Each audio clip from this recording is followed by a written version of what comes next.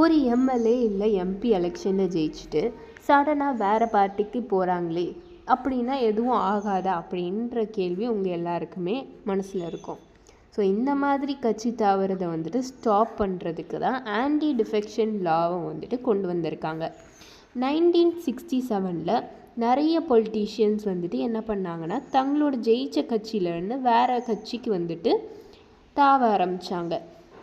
அதான் ஒரு நாளைக்கே நிறைய பேர் நிறைய கட்சியில் தாவி இருக்காங்க. இதில் ஃபேமஸான ஒருத்தர் தான் கயாலால். அவர் ஒரு நாளைக்கு 3 டைம்ஸ் வேறு கட்சிக்கு தாவி இருக்காரு.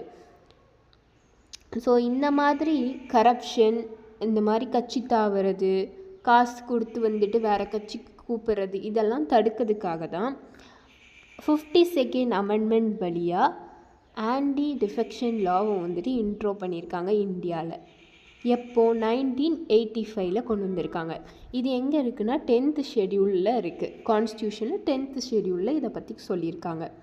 ஒரு எம்எல்ஏ ஆர் எம்பி அவங்க ஜெயிச்ச கட்சியிலேருந்து வேறு கட்சிக்கு தாவுனாங்க அப்படின்னா அவங்க டிஸ்குவாலிஃபை பண்ணப்படுவாங்க. இதுக்கு லிமிட்டேஷன்ஸ் எல்லாம் இருக்குது, எக்ஸப்ஷன்ஸ் எல்லாமே இருக்குது. இதெல்லாம் வீடியோவில் பார்க்கலாம். நீங்கள் எங்களோட சேனலை சப்ஸ்கிரைப் பண்ணுங்கள்.